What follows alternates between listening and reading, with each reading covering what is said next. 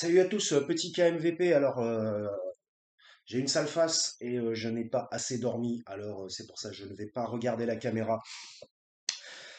C'est une catastrophe. Bon, déjà, ça fait longtemps que je le dis. De toute façon, là, j'ai pas préparé grand-chose. Enfin, de toute façon, je ne prépare rien quand je fais des KMVP. Vous savez, pas de cut, pas de montage, pas de mensonge. Tout est brut. Petite clope, petit café, comme d'habitude. Enfin, petite clope, petit café. Jusqu'au jour où on pourra peut-être, on n'aura plus les moyens d'en acheter, parce que la France connaîtra de plus en plus de césure entre les pauvres et les riches. Bon, vous avez entendu le discours de l'autre abruti, on ne peut pas l'appeler autrement, de ce tyran et de ce menteur pathologique qu'est Emmanuel Macron. Alors évidemment, c'est, moi je suis là, je suis consterné. D'ailleurs, c'est un peu lui qui m'a empêché de dormir en même temps, hein. Enfin, il n'y a pas que ça. On est entouré de gens peu fréquentables, on va dire, qui font du mal, qui ne font que ça, faire du mal, et qui s'enorgueillissent du mal qu'ils font aux autres, que ça soit à notre niveau personnel, dans notre vie privée, dans notre vie de tous les jours, ou alors tout simplement au niveau carrément de la nation. Donc vous avez entendu le discours d'Emmanuel Macron. De toute façon, ça ne sert à rien, je dirais, de faire un résumé de son discours ou de faire une explicative, des explications, euh, d'essayer de mettre la lumière sur une compréhension, parce que de toute façon, ce discours était ingérable psychologiquement. Il était extrêmement difficile à comprendre et encore plus à digérer.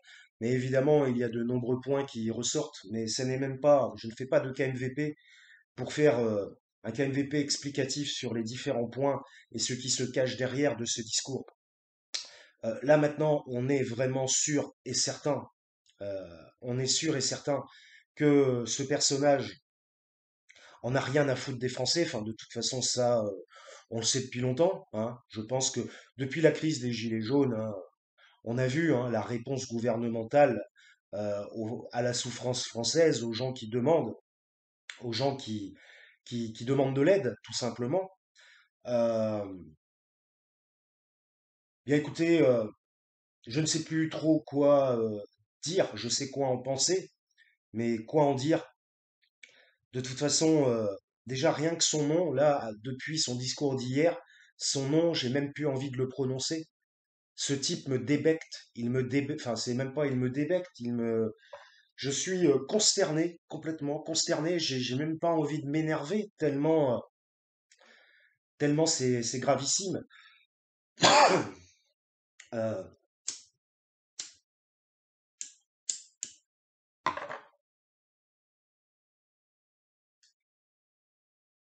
on est dans une France aujourd'hui qui qui avait mis un genou à terre à cause de Macron, de Sarkozy et de Hollande.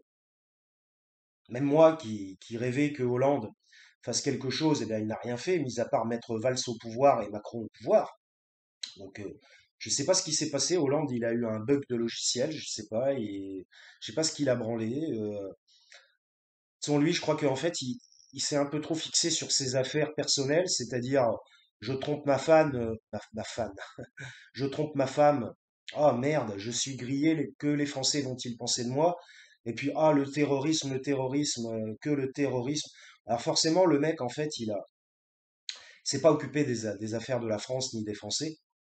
Et puis, ben, puisqu'il ne s'en occupait pas, eh bien, il y en a d'autres qui ont fait apparition et qui se sont mis à prendre le pouvoir. De toute façon, ce président de la République, parce que maintenant je vais même plus le nommer, parce que son nom me soulève l'estomac carrément, hein, je vous le dis.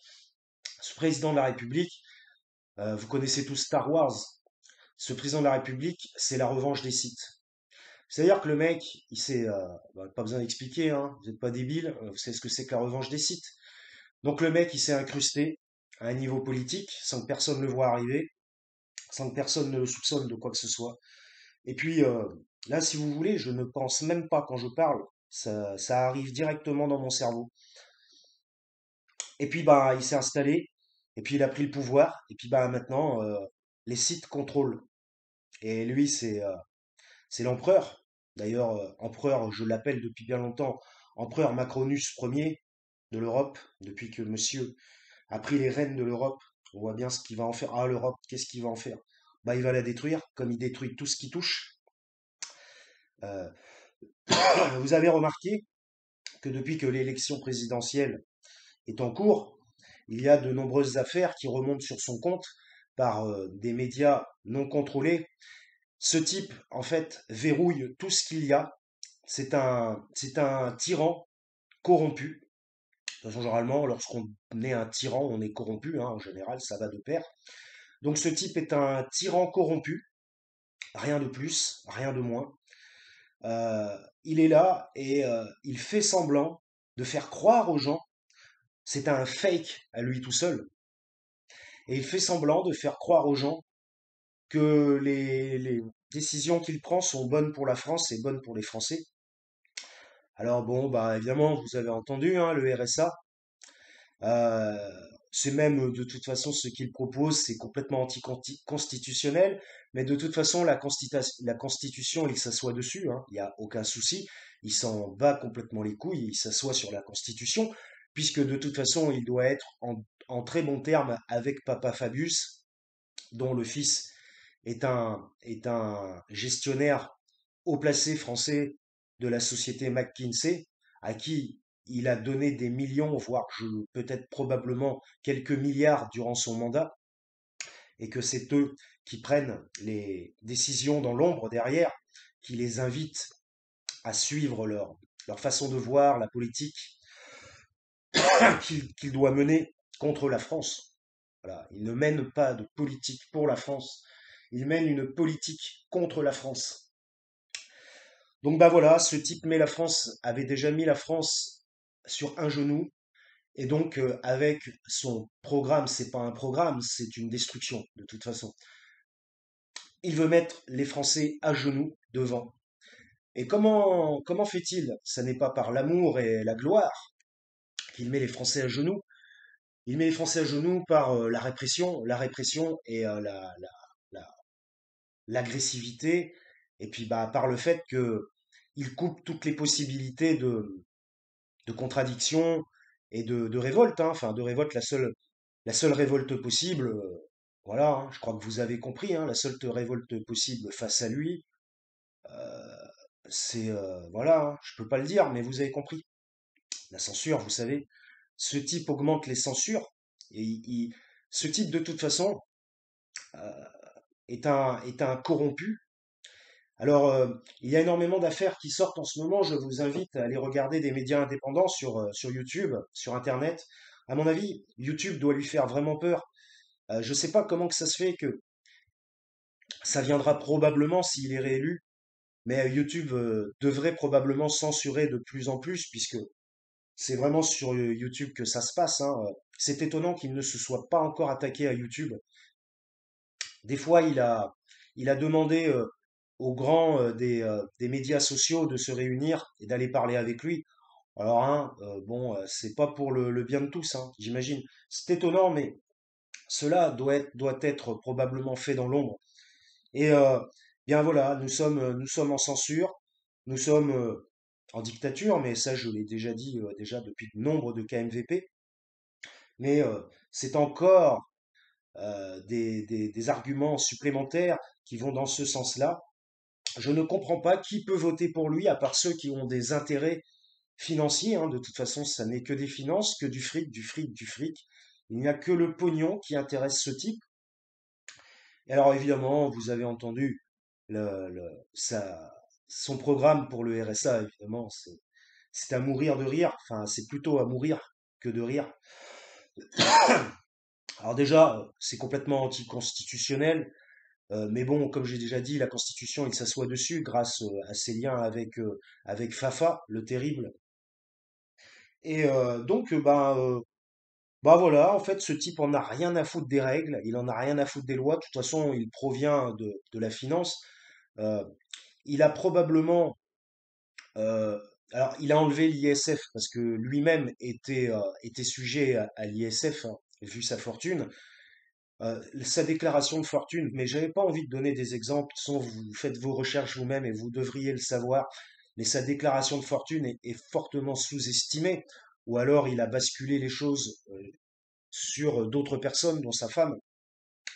Il a un patrimoine à 500 000 euros, laissez-moi rigoler. Quand je sais que ma mère, qui est une pauvre enseignante décédée, qu'on a mal aidée pendant sa maladie, que l'État a très mal aidé pendant sa maladie, euh, nous a légué un bien environ à 200 000 euros, alors qu'elle a bossé toute sa vie. Me faites pas dire que ce type, il a un patrimoine de 500 000 euros, c'est pas possible. C'est impossible. De toute façon, tout ce qu'il dit est impossible. Alors si vous voulez, non, mais c'est consternant. Il a nombre d'affaires au cul, qui évidemment ne sont pas traitées ni jugées, hein, évidemment. Et puis, on remarque que tous ces dessous de table qui sont faits, en fait, sont pour obtenir des voix en contrepartie du dessous de table, ou alors pour étouffer financièrement des gens qui le contestent. À partir du moment où vous allez le contester, soit il va vous censurer, soit il va tenter de vous censurer, mais ça se voit encore. Mais sa technique favorite, c'est vous étouffer financièrement. Et même si vous vivez avec 450 euros, c'est pas grave, il va vous les enlever, il va vous étouffer avec ces 450 euros. Il va rien vous laisser, rien du tout. Par contre, il va bien envoyer des milliards à droite et à gauche à ceux qui le soutiennent et lui promettent des voix ou lui promettent une ascension supérieure. C'est ce qu'on appelle la corruption, le délit d'initié, le conflit d'intérêts, tout ce que vous voulez. Ce type est une horreur. C'est une horreur et ça n'est pas la France. Ce type dit représenter la France, mais il ne représente pas la France. Il fait croire, une fois de plus, deepfake, il fait croire qu'il représente la France, mais il ne représente absolument pas la France dans laquelle j'allais dire je suis né, non, dans laquelle j'ai grandi, parce que je ne suis pas né en France, mais dans laquelle j'ai grandi depuis mes 3 ans. La France de la solidarité, la France du partage, la France qui ne compte pas, la France qui permet par ses efforts de la solidarité, de dégager des choses pour ceux qui n'ont rien. C'était ça la belle France. Alors après, les gens, je comprends qu'il y en a qui veulent pas se faire chier, mais pourquoi les gens ne veulent se faire de moins en moins chier? Parce que le fruit de leur travail ne leur rapporte plus rien. Alors étant donné que les gens sont pris à la gorge au niveau de leur travail, puisque ce candidat opportuniste est complètement pourri de l'intérieur, n'a pas parlé d'augmentation du SMIC, ou alors augmentation. Si, il a parlé peut-être d'une ou deux petites augmentations par-ci par-là, mais il y a toujours des contreparties. Vous voyez, il n'y a jamais une augmentation sans contrepartie. Par exemple, pour les enseignants, la contrepartie, c'est qu'ils fassent plus ce qu'ils disent et qu'ils aient de plus en plus de travaux hors enseignement, qu'ils travaillent de plus en plus pour des choses hors enseignement ou alors qui sont dans des dérivations de l'enseignement et qui n'étaient pas, en plus pour choses pour lesquelles ils ne sont pas formés puisqu'ils n'ont pas reçu de formation. Comme par exemple s'occuper d'enfants handicapés, par exemple, n'ont pas reçu de formation. Et c'est pour ça que en fait le travail de certaines personnes est de plus en plus mauvais parce qu'on leur demande de faire des choses pour lesquelles ils n'ont pas été formés et qu'ils ne savent pas faire. Donc résultat à la fin, puisqu'on les oblige à le faire, c'est les fameuses contreparties de Macron, bien à la fin, évidemment, on a de la merde à la fin et on a des choses qui ne fonctionnent pas et qui créent de l'iniquité entre les différents acteurs du système. Donc bref, il n'y a pas grand-chose à en dire. Ce type est une horreur. Je ne comprends pas qui peut voter pour lui, mis à part les riches, ceux qui se gavent dans le dos des Français. Et puis taper sur les plus pauvres, hein, comme d'habitude, hein, taper sur ceux qui souffrent. Et puis demander des contreparties, des contreparties, des contreparties. Je vais même pas essayer de développer une argumentation pour dire que ce type est dans l'erreur. Euh, les 15 à 20 heures, alors je vais le faire juste pour ça.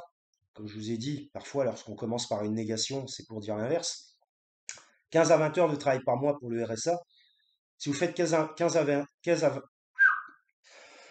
15 à 20 heures, bah, vous obtenez environ 600 euros à la fin de travail.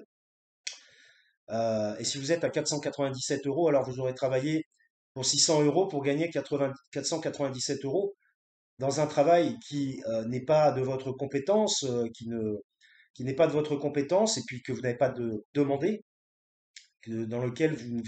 Puis même, on sait très bien que quelqu'un qui n'est pas motivé dans une tâche qu'on lui demande d'accomplir, accomplira fortement moins bien cette tâche, voire même va saboter cette tâche de manière limite inconsciente. Non, mais ce type est une horreur. Il tente d'obliger. En fait, sa technique, c'est obligation par des discours fake, obligation, et il essaie d'utiliser la citoyenneté pour dire que le citoyen a des devoirs envers l'État. Dans le temps, c'était l'État qui avait des devoirs envers le citoyen. Il a complètement renversé, puisque c'est un site, il a complètement renversé les choses en disant que c'est le citoyen qui a des devoirs envers l'État. Parce que l'État, qu'est-ce qu'il fait pour le citoyen? Il lui met des coups de matraque sur la gueule, il lui met des amendes et il augmente les charges et l'inflation. C'est ça, et il veut qu'on l'applaudisse avec les pieds. Cet abruti, c'est un abruti. Ce type est un abruti, il paraît intelligent comme ça, il montre une certaine intelligence dans ses discours, mais n'oubliez pas que ses discours, il ne les écrit pas tout seul, évidemment. Il a une armée derrière lui de gratte-cul qui attendent qu'une chose, comme les chiens-chiens, ils attendent le bon nonos. Euh, Ce type est une horreur, de toute façon, il est complètement corrompu, ça n'est plus à le prouver maintenant. Je ne comprends pas qui va voter pour lui. Et je vais même dire un truc que j'ai pensé ce matin, je me suis dit, c'est quand même grave, j'ai des origines algériennes, j'étais de double nationalité jusqu'à 18 ans. Je ne connais pas la langue arabe, je ne suis pas musulman. Et, mais évidemment, lorsqu'on tape sur les étrangers, évidemment, ça me touche un petit peu, ce qui est logique. Et je me suis dit que même Marine Le Pen, c'est quand même grave d'en arriver là. Si on m'avait dit il y a 20-25 ans que peut-être que tu serais obligé de voter Le Pen parce que la personne en face est encore pire, j'aurais rigolé, j'aurais dit, ah, ah, ça va pas la tête, jamais je ferai ça.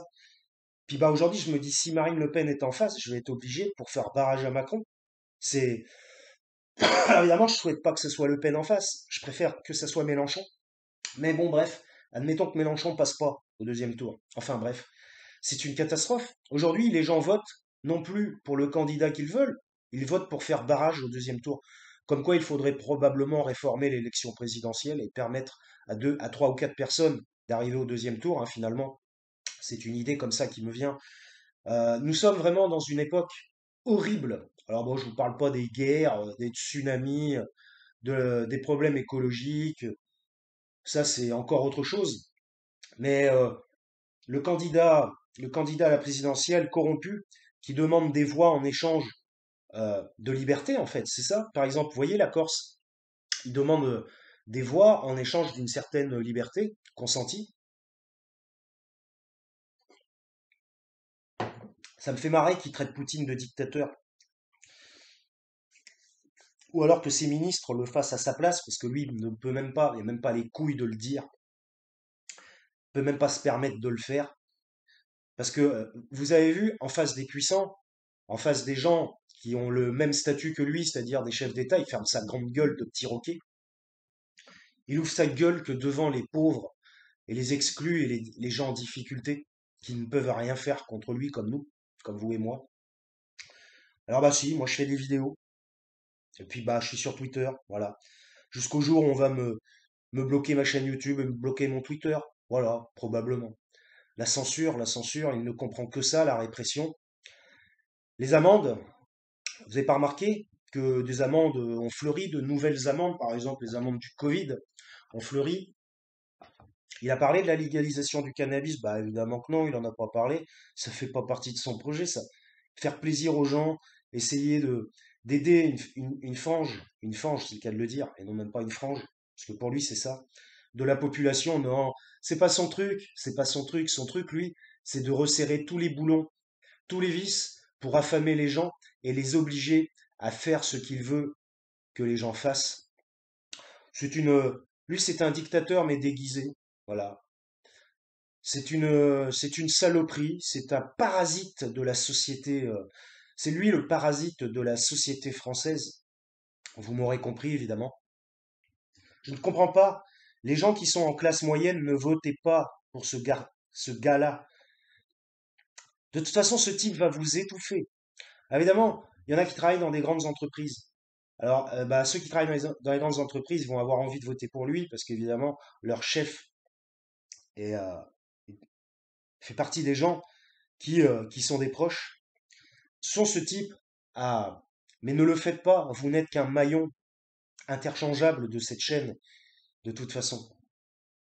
Euh, et puis, bah voilà. Il m'a même empêché de dormir, ce connard. Ce type, de toute façon, met la France à genoux. Et il continuera de le faire pendant ces 5 ans. C'est du Sarkozy x3, x5, voire du x10. En plus, cet abruti vole les idées de LR. Vous voyez, l'idée de Valérie Pécresse, hop, et de Laurent Wauquiez, hop. Puis bon, aussi avec le RSA. euh, Il y a plein de choses, hein, de toute façon, hein. Par exemple, de toute façon, il a tout prévu à l'avance, hein. Les médias mainstream ne peuvent plus le critiquer, puisque ce sont ses amis qui possèdent les médias. Vous savez pourquoi j'ai entendu ça, j'avais jamais fait le rapprochement, pourquoi il veut supprimer la redevance audiovisuelle? Pour que certains médias aillent lui faire l'aumône, lui demandent, Monsieur, on a besoin d'argent, sinon on va pas pouvoir continuer. Et là, il va dire, ah bah ouais, mais alors en ces cas-là, il va falloir parler autrement sur moi. Ce type est un corrompu de toute façon, c'est ce qu'on appelle la corruption. Je ne sais pas qui va le faire tomber, je ne comprends pas. C'est pas possible qu'il repasse, c'est pas possible. S'il repasse, vous signez tous votre arrêt de mort. Tous. Du moins 80% de la population française. 90 même. Ceux qui vont voter pour lui et qui n'ont rien à voir avec les ultra riches sont des fous. C'est tout ce que j'ai à dire. Vous êtes fous. Ou alors vous ne comprenez rien à la politique, tout simplement. Voilà. C'était un petit cas MVP sur l'abruti de service qui sert de président de la République. Ce type est une horreur. Le seul moyen, enfin non, c'est pas le seul moyen, il y a un second moyen de le dégager par la Révolution française, numéro 2. De toute façon, s'il repasse, ça va être 5 ans de chaos, 5 ans de destruction dans les deux sens. Je pense que les gens ne vont pas accepter, ne vont pas pouvoir, certaines parties de la population ne vont pas pouvoir accepter cela. En fait, si vous voulez, il utilise des techniques extrêmement fourbes d'entreprise pour faire aux Français ce que les entreprises demandent à leurs employés. Par exemple, vous savez, le multitâche et la flexibilité du travail, par exemple.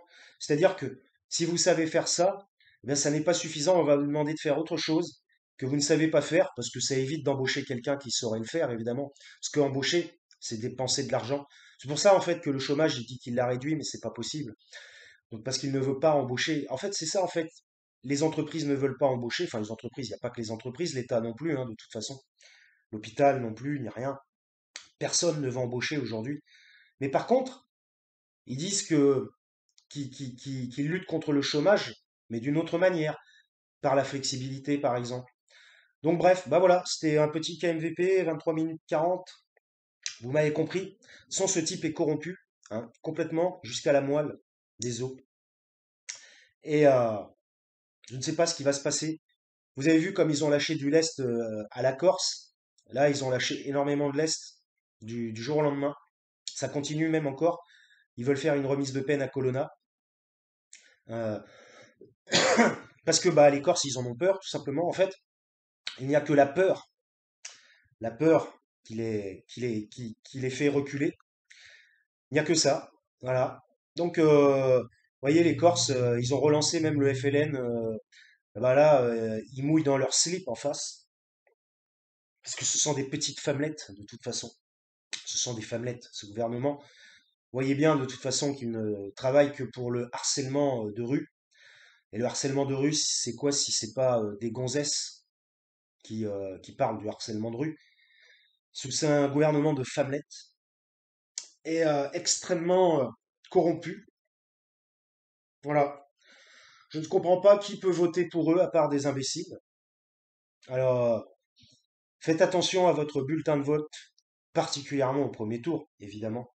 Ne votez pas pour la corruption, la tyrannie, la censure et, euh, et la, comment ça s'appelle, la répression, évidemment, et la dictature. Ne votez pas pour cela, à moins que c'est ce que vous souhaitiez.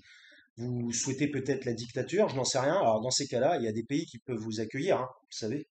Vous pouvez aller chez Kim, hein, par exemple, ou d'autres. Donc voilà, bah écoutez, c'était KMVP. Je ne regarde pas l'écran, mais ce n'est pas grave. Ce n'est pas ma gueule qui est importante, c'est le discours. Et bah voilà, la France est corrompue par les sites. Les sites se sont installés. La menace des sites était bel et bien réelle. Georges Lucas était un visionnaire de toute façon. Est un visionnaire parce qu'il n'est pas mort, hein. Donc, gloire à Georges Lucas.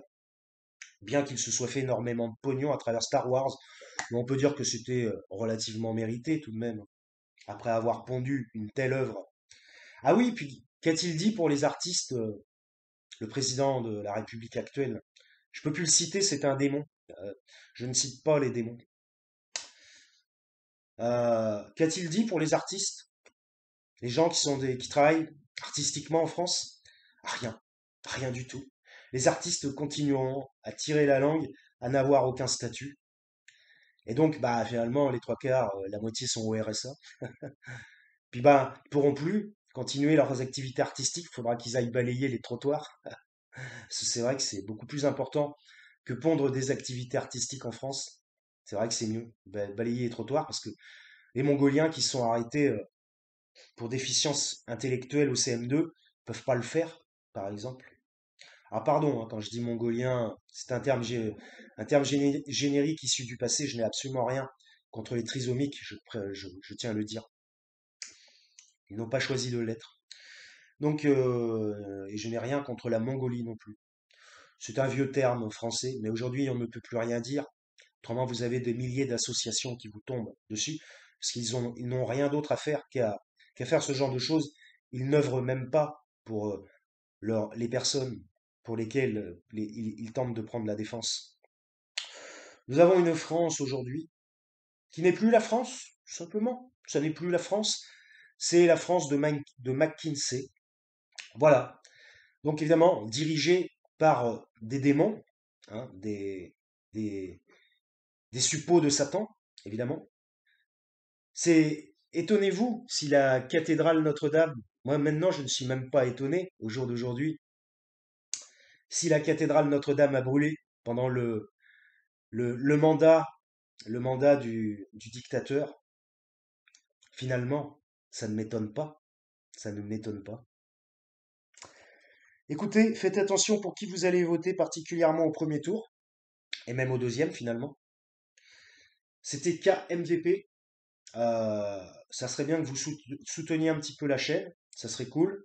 Je vous en serais reconnaissant mentalement au moins, parce que je ne peux pas faire grand-chose pour vous sur le plan de la réalité, sur le plan, on va dire, des objets, du palpable.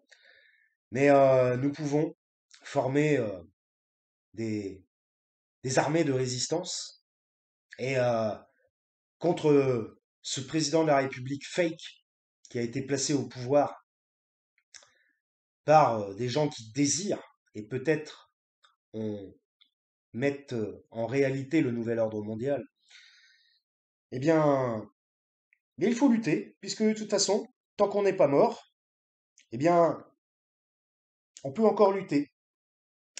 Donc, comme je ne m'adresse pas aux morts à travers cette vidéo, je m'adresse aux vivants, eh bien, luttons mes frères. C'était KMVP, je vous dis à la prochaine. Portez-vous bien.